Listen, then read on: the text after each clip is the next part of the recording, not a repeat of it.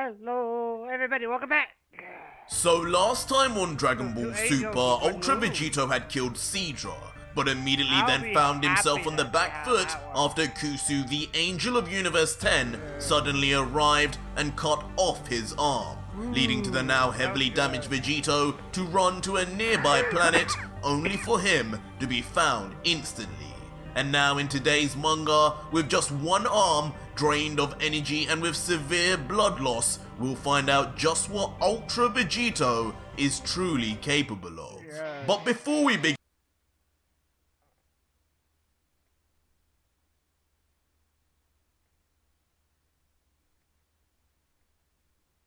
so our story continues with Ultra Vegito standing in fear, still only with one arm leaking blood even as we speak. And behind him, the same dual angels who have just inexplicably hunted him down even in the darkest of caves. Wow. But soon the fear and panic of Vegito's face switches back to anger and annoyance at the situation as he thinks to himself, I was kidding myself if I thought I could outrun two angels. Each of their staffs can probably tell where I am at any given moment. Can't lie, this is bad. With my energy this low, coupled with the blood loss, I'm completely outmatched. There's only one way out of this. And having thought this, to our surprise as an audience, within Vegito's last remaining arm, a shining ball of energy begins to form in the palm of his hand.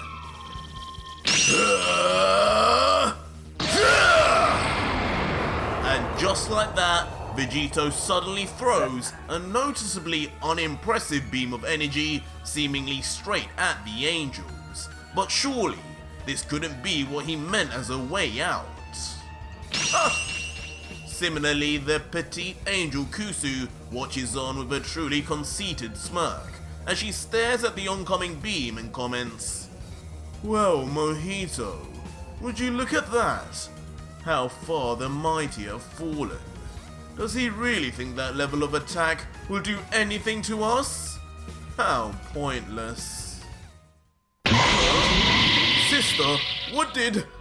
But to the shock of both the angel and us, the beam suddenly shifts directions mid-flight, shooting instead straight into the air, missing the confused angels by mere inches. At first, Kusu remains suspicious, commenting, That's Sly saying, Mojito, stay on guard, he's probably planning to attack us from the front now. But unexpectedly, the beam hits the ceiling of the cave with impact, instantly breaking apart the very foundations of what held the cave together. What the? No! Mojito, move!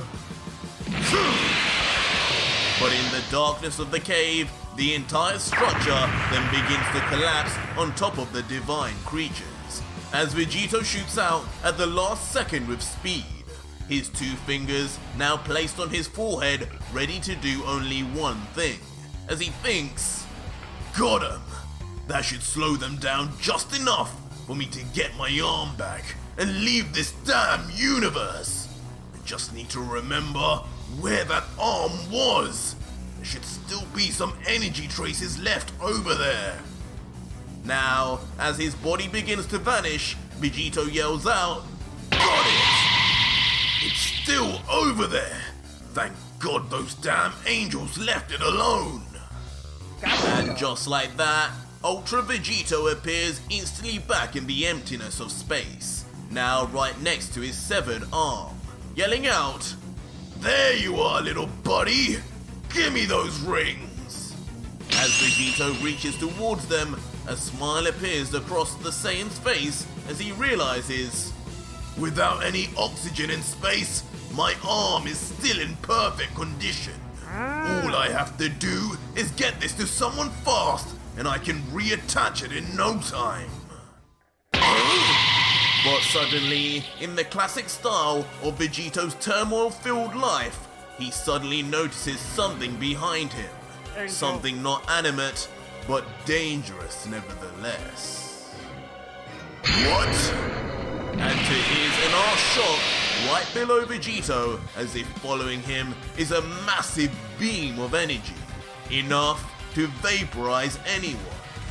There's barely any time though, as the key beam becomes so close it is now near undodgeable in Vegito's current state, as his entire body soon now becomes engulfed in the light, only leaving him to mutter helplessly, "No!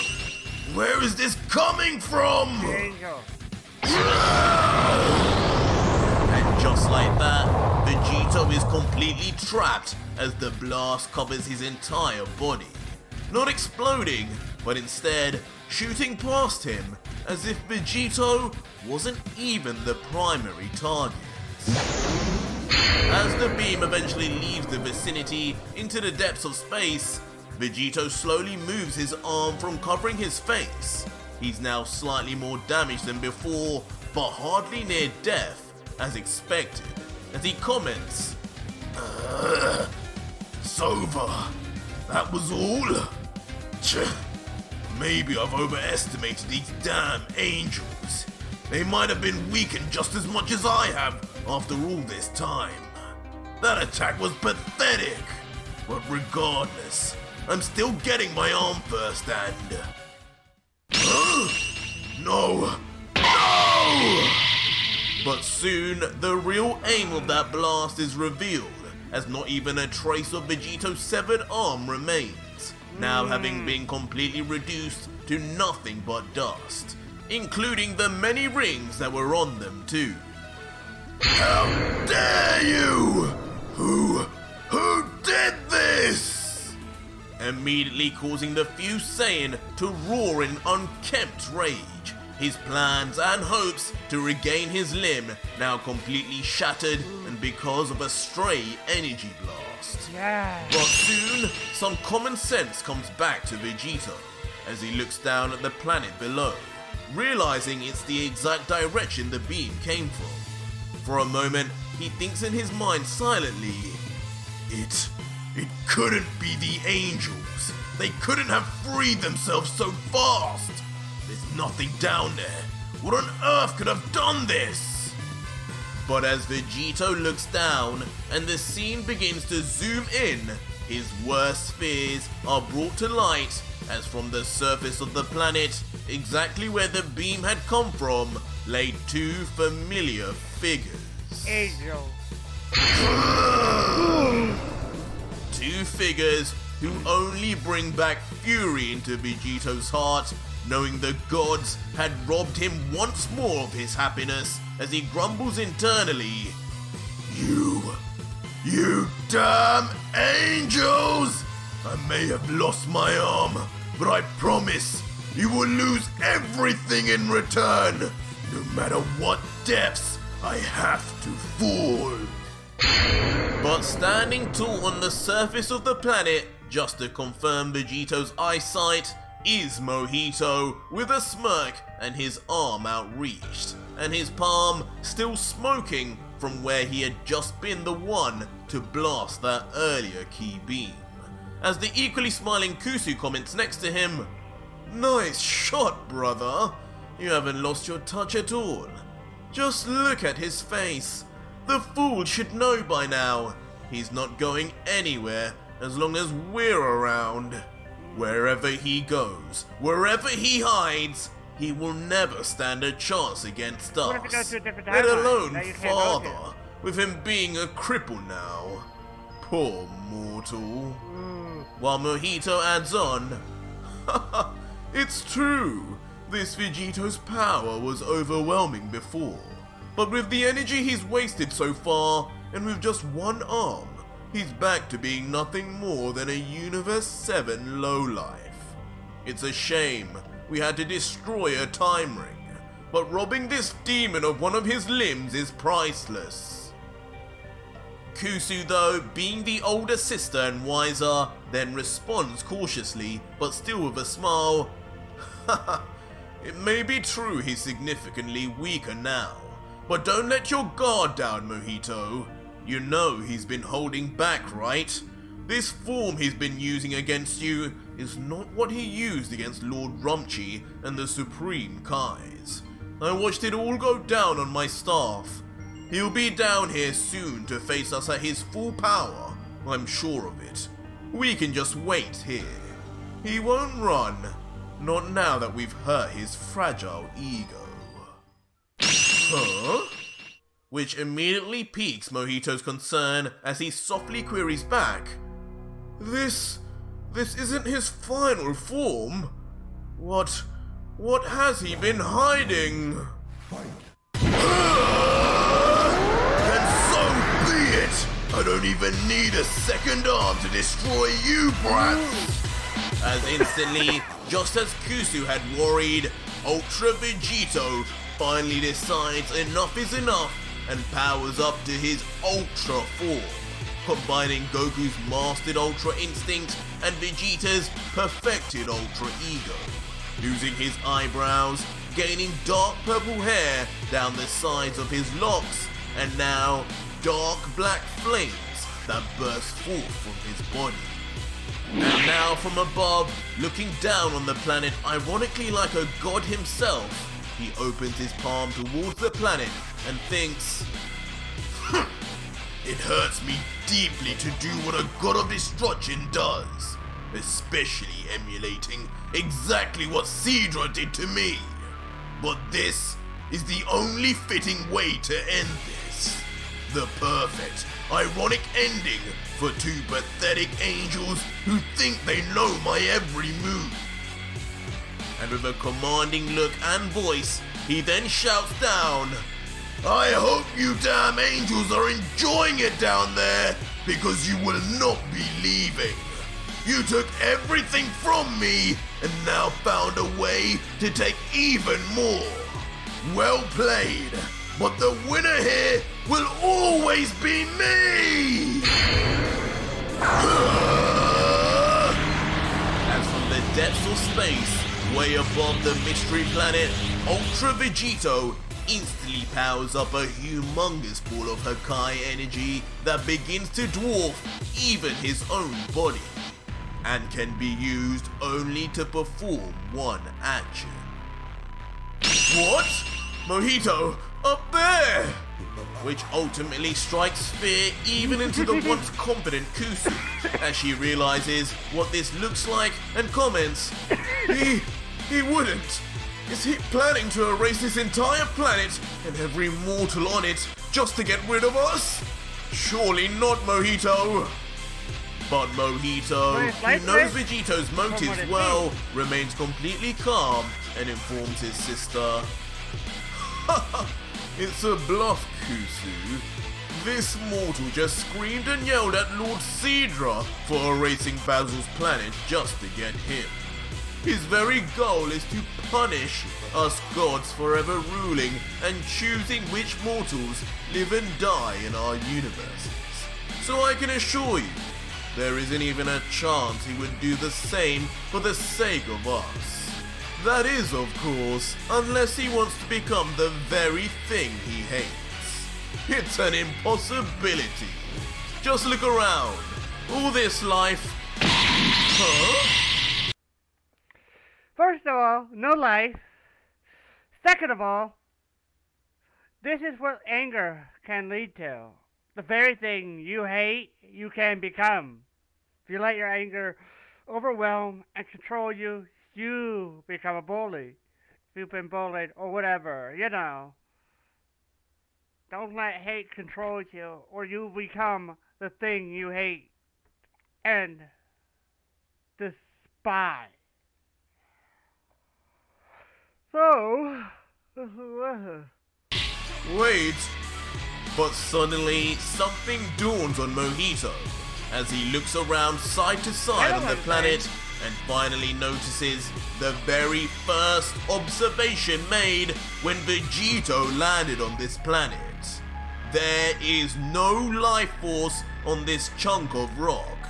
Nothing but empty landscape. Kusu! I may have made a mistake here! While the equally paralyzed in fear sister mumbles back, no, don't tell me he planned this! Did he lure us here, Or did we force him down here? Mojito? Who is this mortal? I am the God Killer. Hakai!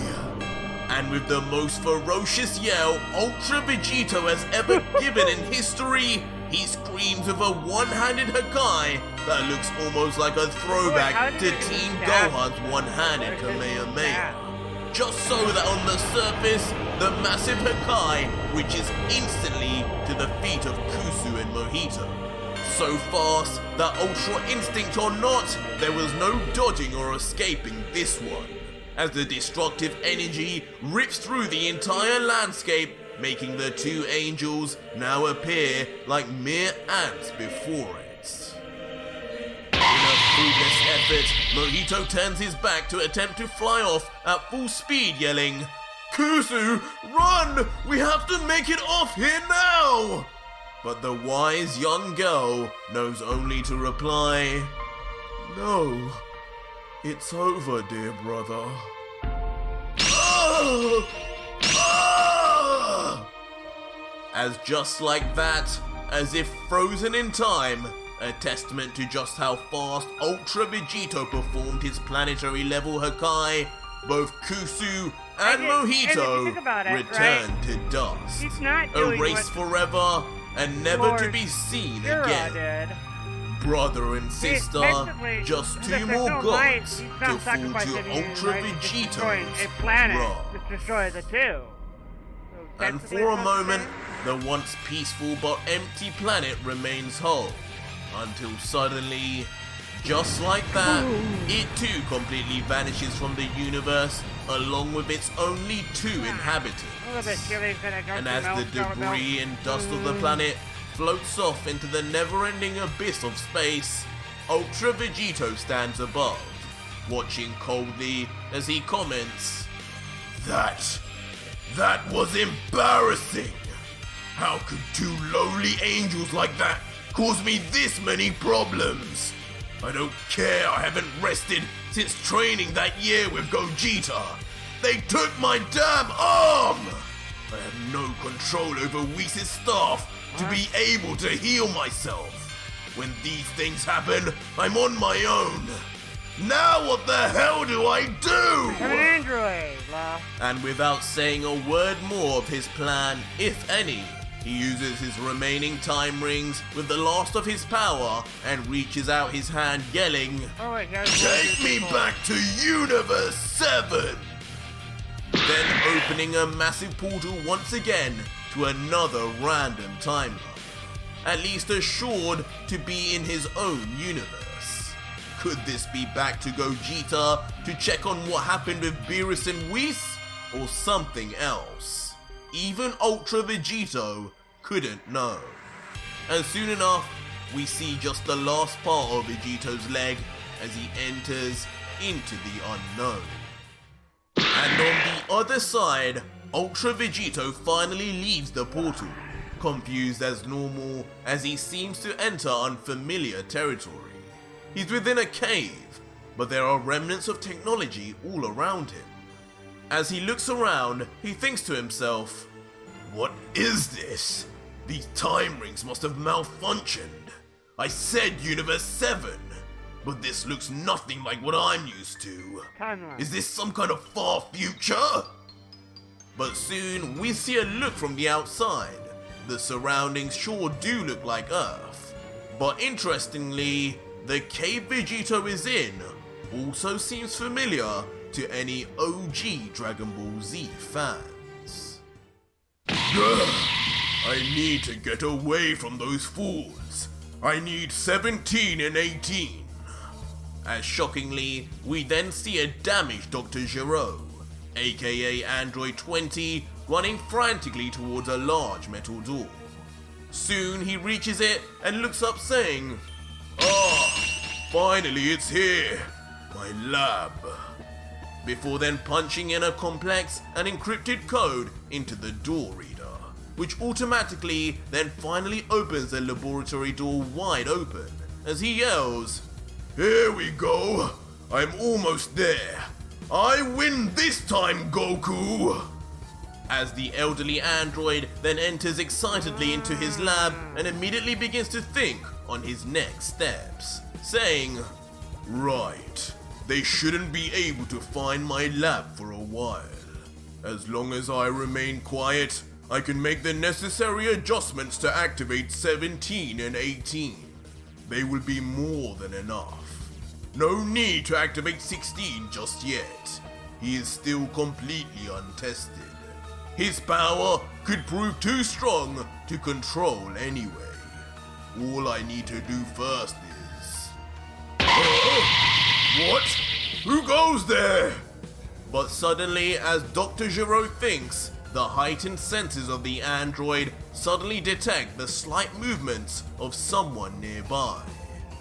As shockingly, Dr. Giraud then turns around and sees none other than Ultra Vegito, standing facing him unflinchingly, still leaking blood onto the floor as Giraud yells, "What is the meaning of this? Who are you?" While Ultra Vegito remains deathly silent, at least for now. But that was it for today's video, guys, and if you made it this far, leave me a hashtag Android. Getting good. Getting good.